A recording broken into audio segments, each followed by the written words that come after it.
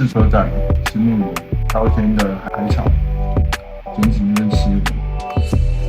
今天走一个 freestyle 的路线，原本想喝鱼汤，所以买了石目鱼。菜市场逛一逛，发现难得有人在卖海草，所以也一起买回家。开始炒菜前，记得先把石目鱼腌一下，盐巴、胡椒、蛋白、面粉，再来一点白酒，静置大概10分钟。姜丝跟石目鱼先炒熟之后起来，那接着炒蛋跟海菜，炒熟了以后加石目鱼做最后的调味，盐巴、白胡椒跟黑麻油，起锅试吃。石目鱼很嫩，没有腥味。